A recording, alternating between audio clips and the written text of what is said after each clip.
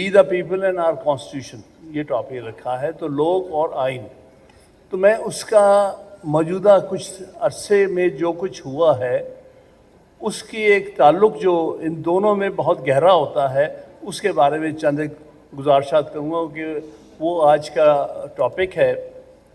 دیکھیے یہ کوئی 14 اور 15 کی درمیانی رات کی بات ہوگی, میں سپٹمبر کی بات کر رہا ہوں, کہ اس رات ہمیں بتایا گیا, چونکہ اس وقت میرا بھی یہ پریولیج ہے کہ میں بھی سینٹ میں ہوں, ہمارے فرت اللہ باور صاحب تو بہت سال رہے ہیں, تو ہمیں پتہ چلا کہ کوئی آئینی ترمیم آ رہی ہے. تو کہا کہ آپ رک جائیں, ہفتے والا دن بھی تقریباً اسی میں ہر 2 گھنٹے کے بعد اب آ رہا ہے, اب آ رہی ہے, جیسے کہ سواری پتہ نہیں کہاں سے آ رہی ہو. پھر اس کے بعد اتوار بھی اس طرح گزرتا رہا. میں نے پوچھا کہ بھائی یہ کہاں سے آ رہی ہے ترمیم, اور دوسری بات یہ ہے کہ جو اپنے آپ کو وزیر قانون کہتا ہے, ایک صاحب ہیں جو کہتے ہیں, ان سے پوچھو صحیح, کوئی تاڑ صاحب ہیں جو بھی ہے, بس اتنا ہی کافی ہے کہنا. اچھا جی, تو میں نے کہا اس سے پوچھو تو صحیح وہ کہاں سے آ رہی ہے اور کہاں پر ہے. دیکھیں نا, اگر آپ ہم سے کوئی آئینی ترمیم پاس کروانا چاہتے ہیں بظاہر اس پارلیمنٹ سے, تو ہمیں وہ دیجیے گا تو صحیح نا, اس کا مسودہ تو ہونا چاہیے ہمارے پاس. ہم پڑھ تو لیں کہ آج رات کے اندر آپ نے ووٹ ڈلوانا ہے تو کس مسودے کے اوپر, کس ترمیم کے اوپر. انہوں نے کہا جی وہ کہتے ہیں کہ ان کے پاس نہیں ہے مسودہ. پھر کسی نے پوچھا کہ لگتا ہے جہاں سے بن کے آ رہا تھا پہنچا نہیں. حالانکہ زیادہ فاصلہ بھی نہیں تھا, پنڈی اسلام آباد کا کتنا فاصلہ ہے. ہاں لیکن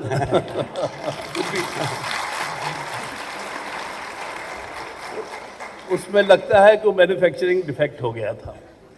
تو ہوا یہ کہ پتہ یہ چلا اگلی صبح مجھے کسی نے بھیجا بھی ایک مسودہ, کہتے تھے کہ شاید یہ ہونا تھا. تو اس کے بعد انہوں نے یہ پتہ چلا کہ اصل میں اس لیے نہیں مسودہ پیش ہو سکا, یہ جو کچھ بھی تھا وہ نمبر ان کے پورے نہیں ہوئے تھے. نمبر چاہیے تھے کم از کم 64 سینٹ میں اور 224 جو تھے وہ اس میں نیشنل اسمبلی میں, وہ پورے نہیں تھے. تو اس لیے انہیں ارجنٹ کرنا پڑا. یہ جو پیچھے بات چیت جن کی چل رہی تھی, کیونکہ 2 میجر پارٹیز تو اکٹھی تھی, پیپلز پارٹی اور PMLN, اور کچھ ان کے اتحادی MQ وغیرہ, لیکن ان کے سارے نمبر ملا کے بھی یہ پورے 224 یا 64 نہیں ہو رہے تھے. تھوڑا سا بتا دوں آپ کو, ذرائع کا جو ہماری کہہ رہے تھے کہ نمبر سے زیادہ تھے لیکن وہ سیف ہاؤس میں تھے. انہوں نے سوچا جتنے کی ضرورت ہوگی وہاں سے نکال کے پیش کر دیں گے. پھر میں یہ عرض کرتا ہوں نمبر پورے کیسے ہوئے. اچھا, پھر یہ سوچا کہ اس میں کچھ JUI تھوڑی سی ضد کر گئی اور اس لیے بھی کچھ وقت لگا. تو آخر کار انہوں نے سوچا کہ اس طرح سے کام نہیں چلے گا, اس کے لیے انہیں کوئی اور راستہ ڈھونڈنا پڑے گا. اور اس کے لیے ڈھونڈنے کے راستے کے لیے ان کا ایک سہولت کار وہاں موجود تھا. میں اس کے نام کے ساتھ قاضی لگتا, پر اس کو قاضی نہیں کہتا, فیض عیسیٰ. اس نے ویلکم احمد بلال صوفی صاحب. اس نے 30 ستمبر کو یکایک ایک ریویو پٹیشن تھی جو کہ تقریباً 2 سال سے پینڈنگ تھی, 63A کے متعلقہ اس کی تشریح کے بارے میں. 2 سال پہلے ایک صدارتی ریفرنس گیا تھا ان کے پاس, اور صدارتی ریفرنس پوچھا گیا تھا کہ 63A کی تشریح چاہتے ہیں, کیا اس کے تحت کوئی شخص, کوئی پارلیمنٹیرین اپنی پارٹی کی ہدایت کے خلاف ووٹ ڈال سکتا ہے؟ اگر ڈالتا ہے تو پھر کیا اس کی نتائج ہوں گے؟ تو انہوں نے یہ بتایا, اس میں بتایا کہ نہیں وہ نہیں ڈال سکتا, اور اس کے نتائج یہ ہوں گے کہ وہ اس پر پروسیڈنگز بھی ہوں گی, اور یہ بھی کہہ دیا کہ ان کا ووٹ ہی کاؤنٹ نہیں ہوا, کیونکہ آئین کا اصل مقصد ہے کہ ہارس ٹریڈنگ اور فلور کراسنگ نہ ہو, کیونکہ یہ ایک بہت بڑی بدعت ہے جس کو جمہوریت میں روکنا ضروری ہے. اب وہ رستے میں حائل ہو رہی تھی. وہ بتا رہے تھے کہ نمبر پورے کرنے کے لیے اس کی ضرورت ہے. تو بہرحال اس کے بعد انہوں نے جلدی سے 2 साल पुरानी एक रिव्यू पिटीशन उठा के लगा दी और फिर जल्दी जल्दी 3 तारीख को उसको पहले तशरीह को बदल के ये कहा कि नहीं जी वो काउंट होंगे। हालांकि आइनी तौर पर जो एडवाइजरी ओपिनियन होती है आर्टिकल 186 की, उसकी रिव्यू पिटीशन नहीं होती और वो एडवाइजरी ओपिनियन थी। लेकिन बहरहाल चूँकि आसानी देनी थी उनको इस आइन तरमीम की, तो उन्होंने वो सारे जो थे एक तरफ रख के उन्होंने ये फैसला सुना दिया। अब उसके बाद अब कुछ दिन और लगे उसके मुताबिक लोगों के नंबर पूरे करने में, क्योंकि अब तो आसान काम हो गया था, किसी को भी आप ला सकते हैं अपनी पार्टी की मर्जी के खिलाफ वोट डलवाने के लिए।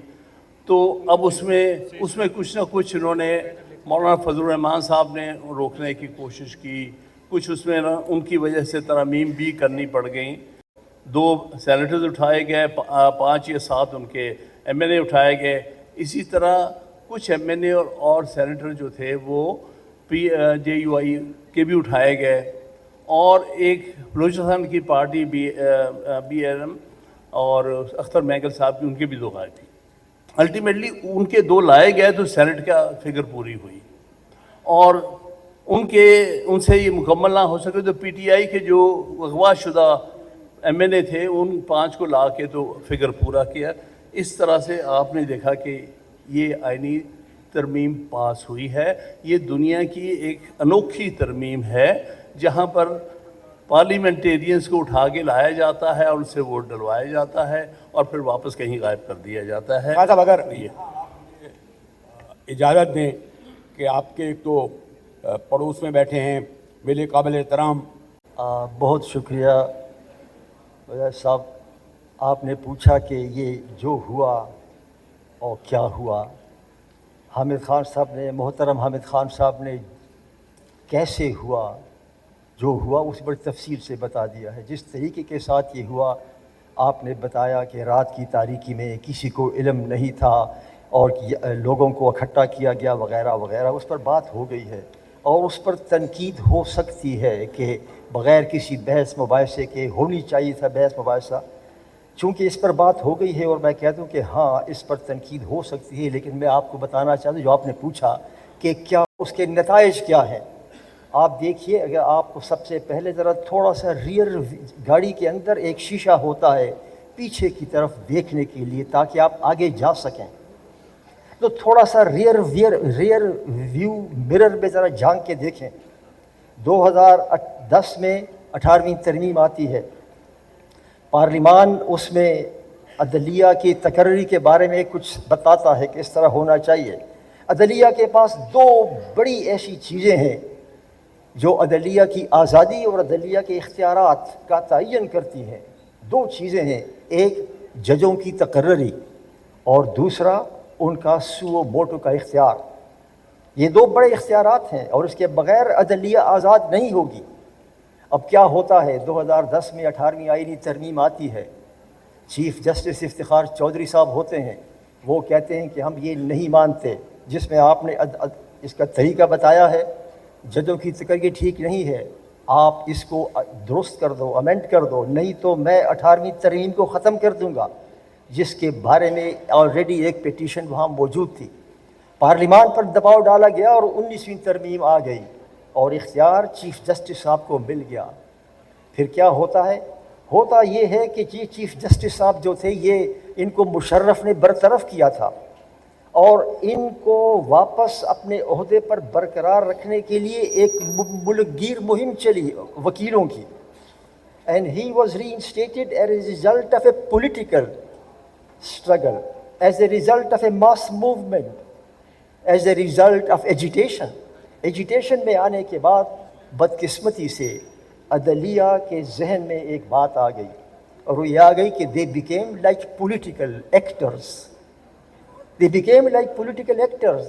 फिर उसी चीफ जस्टिस साहब ने 105 जजों की भर्ती खुद की as an individual, without consulting the president and the parliament and without consulting the prime minister, और उसने 103 जजों को बरतरफ किया, not under article 209, under کہ یہ پی سی او کے ججز تھے، خود اس نے پی سی او کے تحت حلف اٹھایا تھا اور 103 ججوں کو برطرف کر دیا کہ تم نے پی سی او کے تحت حلف لیا تھا۔ پھر کیا ہوتا ہے؟ پھر وہی چیف جسٹس صاحب سیو موٹو کا اختیار کرتے ہیں۔ ایک سوشل ایکٹیوسٹ کے گاڑی سے 2 بوتل شراب برآمد ہوتی ہے، suo motu. General Pervez Musharraf میرا مخالف ہے، اس کے گھر کے بجلی کا بل سیو موٹو۔ پھر آتا ہے چینی کی قیمت، سیو موٹو۔ پھر اس کے بعد ثاقب نثار صاحب آتے ہیں، ثاقب نثار صاحب ہسپتال پہ چھاپے مارتے ہیں، اسکول میں جاتے ہیں، suo motu. And then the same judiciary started interpreting the constitution in a way that altered the entire constitution. The constitution was not what was written in it. The constitution was what the Supreme Court said. This was untenable. آپ کے میں time نہیں ہے، بہت سارے فیصلے ایسے تھے کہ جس میں انہوں نے آئین کو بدل دیا، اور خود چیف جسٹس نے کہا کراچی میں، مجھے یاد ہے ذرا اس نے کراچی میں کہا کہ وہ تھیوری ختم ہو گئی ہے کہ پارلیمان جو ہے بالا تر ہے۔ پارلیمان بالا تر نہیں ہے، آئین بالا تر ہے۔ ہم نے کہا بالکل ٹھیک ہے، لیکن اس نے کہا آئین وہ ہے جو میں کہتا ہوں۔ لیکن بابر صاحب یہ بھی تو ہوا کہ جن لوگوں نے یہ قرارداد پاس کی یہ وہی لوگ تھے جنہوں نے پارلیمنٹ پہ حملہ کیا، اور یہ بھی ہوا۔ دیکھیے یہ بالکل درست ہے، جن لوگوں نے کیا دیکھیے اگر جن لوگوں نے پارلیمان پہ حملہ کیا، میں ان کا ترجمان نہیں ہوں، اگر جن لوگوں نے پارلیمان پہ حملہ کیا غلط کیا، اور پھر اگر ان کو یہ احساس ہوتا ہے کہ آؤ ہم یہ کرتے ہیں، مجھے وہی لوگ جن کا آپ نے ذکر کیا وہ تو چارٹر آف ڈیموکریسی میں ہمارے ساتھ اس بات پر اتفاق کیا تھا کہ 4 سال ختم ہو گئی۔ مطلب میرا کہنا صاحب جواب دینا چاہ رہے تھے کہ میں چاہتا ہوں احمد بلال صاحب ذرا آپ مجھے دوسری طرف کے لگتے ہیں، تیسری طرف کے پتہ کس طرف ہے؟ یہ دونوں بڑے محترم لوگوں نے بات کی۔ حامد خان صاحب بابر صاحب سے براہ راست گفتگو کرنا چاہ رہے تھے، ایک تو میں ویلکم آپ کو کر رہا تھا، لیکن اب جو آج کی صورتحال ہے، ہم پیپل، بلکہ وہ جو ہم پیپل کیا ہیں، میں تو بہت سادہ زبان میں کہتا ہوں، ہم تو کہتے ہیں وہ جو اس کی کہ روٹی کپڑا اور دوا گھر رہنے کو چھوٹا سا مفت مجھے تعلیم دلا، میں بھی مسلمان ہوں واللہ، پاکستان کا مطلب کیا؟ لا الہ الا اللہ، ہمیں تو یہ پتہ ہے، لیکن یہ کون سا آئین ہے، یہ کون سی 26ویں ترمیم ہے؟ جی دیکھیے میں سمجھتا ہوں وی دا پیپل آف پاکستان کی جو بات ہے، جو آپ کا آج کا ٹائٹل ہے، میں بھی موٹر وے سے آ رہا ہوں تو وہ سارا اسموگ آپ کو دور تک نظر نہیں آتا، وہی تقریباً منظر نامہ 26ویں امینڈمنٹ کا ہے۔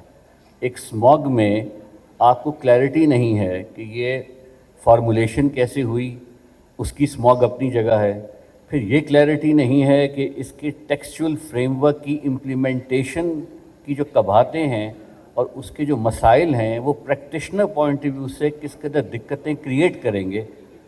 پھر یہ بھی اسموگ میں ہے کہ آپ کو نظر نہیں آ رہا کہ اس کی امپلیکیشنز کیا ہیں، لیکن میرا ذاتی خیال یہ ہے کہ جو سو موٹو کی پاورز ہیں اس کا جو استعمال تھا اس کے پیچھے بھی وی دا پیپل آف پاکستان کی انگزائٹی تھی جو ججز کے اوپر براہ راست ٹرانسفر ہو رہی تھی فار دا لاسٹ 2 ڈیکیڈز، کیونکہ جو ایڈمنسٹریٹو مشینری ہے جب وہ اپنی اسائنمنٹس فلفل نہیں کر پاتی، اپنے کام پراپرلی نہیں کر پاتی، تو پھر ججز کنسیڈر کہ ہم کچھ تو کریں، اور ان کے نہ کرنے کی جو ایلیبائی ہے، ایگزیکٹو کی نہ کرنے کی ایلیبائی ہے، وہ پالیسیز کا تسلسل نہ ہونا ہے، اور پالیسیز کا تسلسل نہ ہونے کا تعلق پولیٹیکل چینجز سے ہے جو ابرپٹلی ختم ہو جاتے ہیں یا ایک دم چیزیں چینج ہوتی ہیں، اس سے پریشر ایگزیکٹو پر آتا ہے، executive is enable to deliver to people, اور لوگ جو ہیں پھر وہ آواز دیکھتے ہیں سپریم کورٹ کی طرف،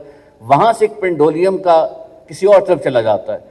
تو یہ وی دا پیپل کا جو سو موٹو کا ریکویسٹ ہے یا کلیمرنگ ہے، یا بنیاد جو ہوتی ہے آئین کی وہ لوگ ہوتے ہیں، یہاں پر نہ ہی وی دی پارلیمنٹیرین ہے، یہاں تو وی دی پپٹس ہے، وی دی پپٹ پالیٹیشنز، اور دے وانٹ دی پپٹ ججز ناؤ کہ وہ لگا دیے جائیں تاکہ جو فیصلہ ہم لینا چاہیں وہ فی الفور ان کو مل جائے۔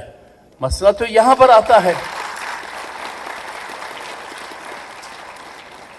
اور جو پارلیمنٹری سپریمیسی کی بات کرتے ہیں، यहाँ पर उनसे पूछा गया कि भाई आपको खड़े किया गया है, आपको मसब चाहिए है, वी दी जनरल्स लिख दिया जाए।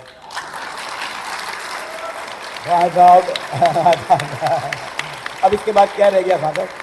बाबर साहब भाई, ये मैं in defence of the parliament और defence of the political parties ये कहूँगा कि यही पपेट पॉलिटिशियंस थे, यही पपेट पार्लिमान था जिसने आपको 18वीं आईनी तरमीम दी और जिसने आपको जो मार्शल लॉ ज़िया ने आइन को बिगाड़ दिया था, उसी आइन को रिस्टोर किया था, यही पार्लियामान।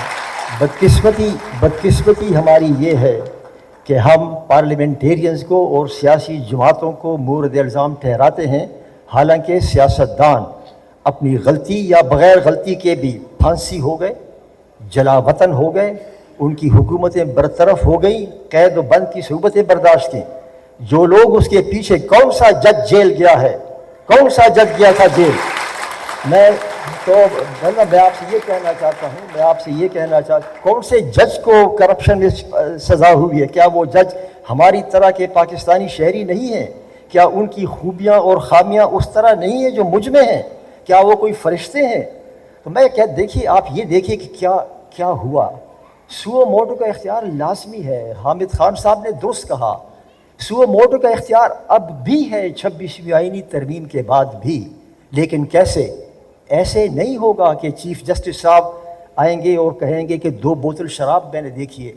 अब बाकायदा एक बेंच होगा, वो बेंच कहेगा कि ये फ़लाँ इशू जो है इस पर हम 184(3) के तहत सुओ मोटो लेते हैं, और जब वो बेंच कंसिडर करेगा तो वजूहात लिख के देगा और एक जज नहीं करेगा, जजों का एक अखट करेगा। अगर ये इख्तियार एक फ़र्द वाहिद जुडिशरी में उससे लेकर उसी जुडिशरी के लोगों को दिया गया है, तो किसी को क्या एतराज़ हो सकता है? किसी को क्या एतराज़ हो सकता है? क्या वही इख्तियार जुडिशरी से तो इख्तियार पार्लिमान ने तो नहीं लिया।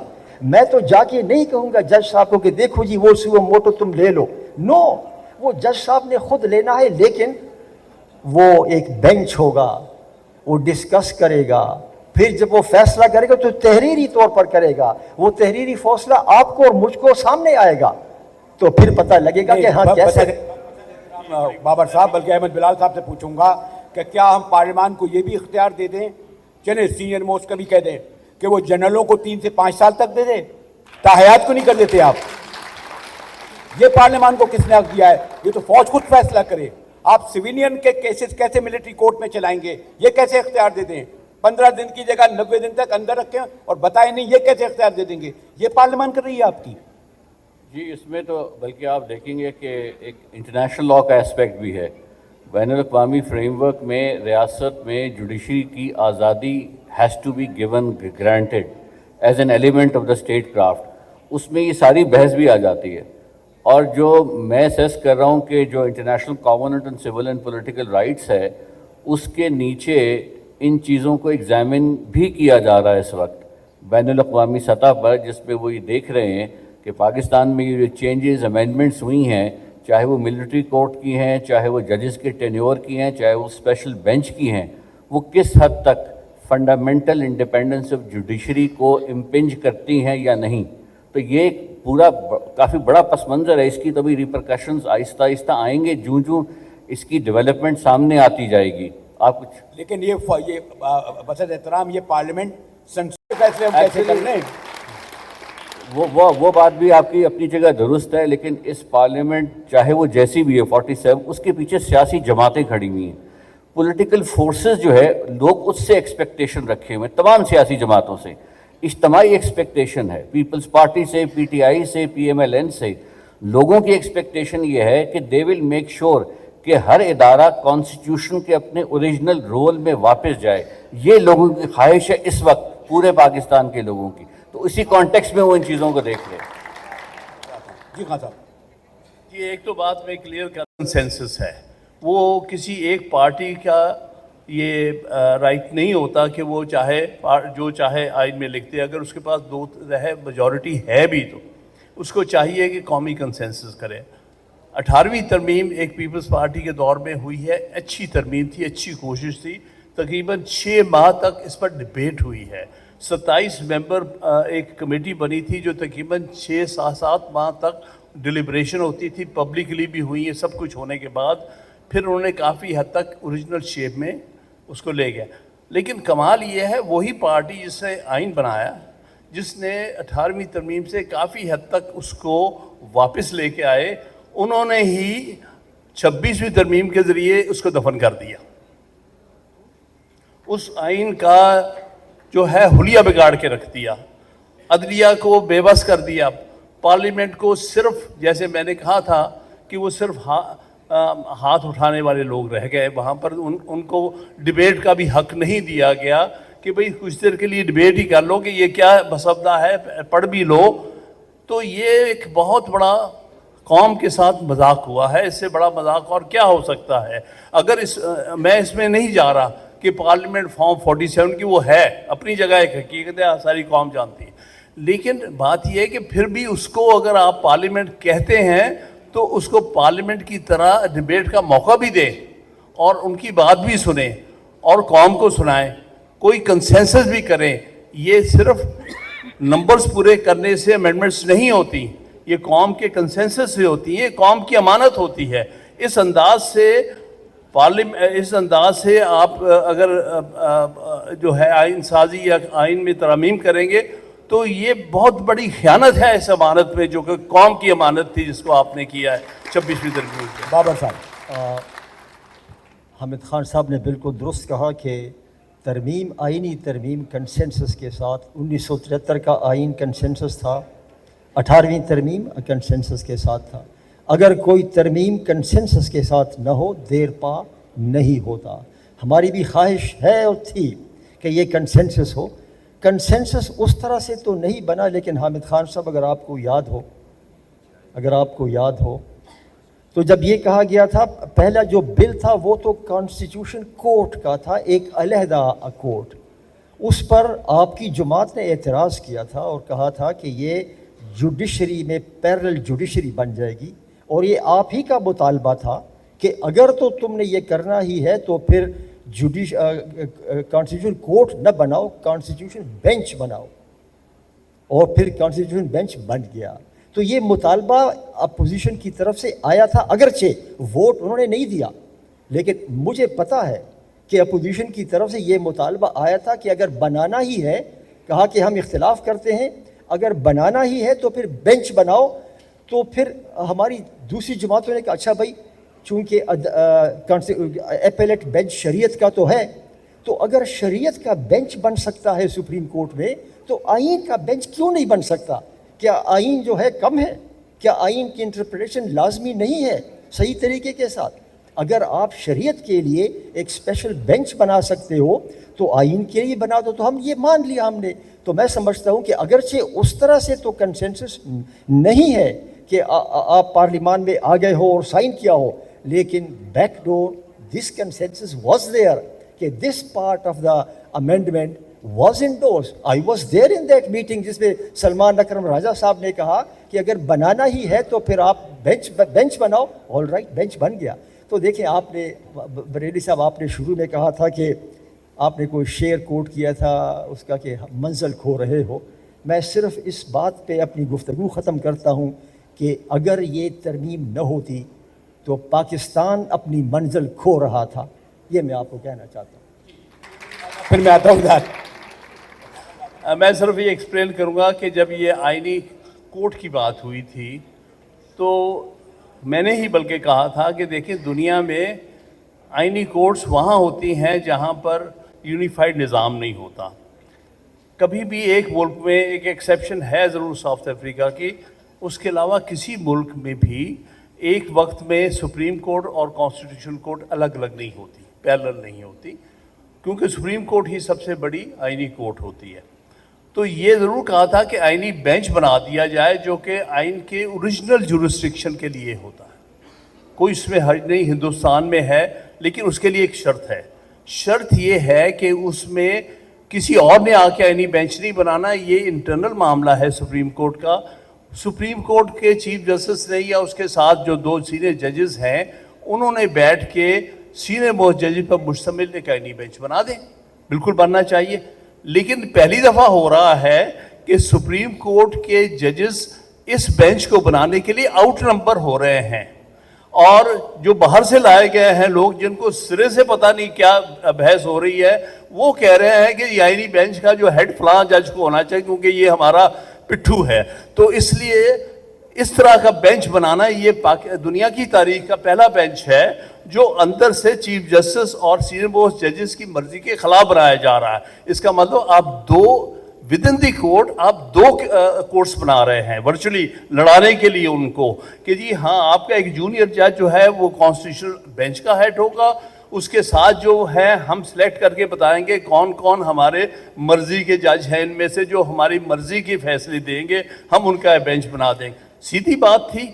आप 7 मेंबर्स का बेंच बनाना चाहते हैं, 1 to 7 सीनियर मोस्ट जजेस का बना दे ताकि कोई ऑप्शन किसी को पिक एंड चूज ही ना हो। लेकिन ये कबूल नहीं था। मकसद तो बेसिकली अदलिया को अंदर से डिवाइड करना, अदलिया के अंदर इस किस्म की डिवाइड पैदा करना कि हम उनसे फ़ायदा उठाते हुए अपनी मर्जी के फैसले ले सकें। बिलाल साहब, एक बेपसंद एहतराम आप लोग इकट्ठा एक फेडरेशन बनी है और हर इकाई, हर कौमियत की हज़ार साल पुरानी तारीख़ है, फोकलोर है, कल्चर है, लैंग्वेज है। बलूचिस्तान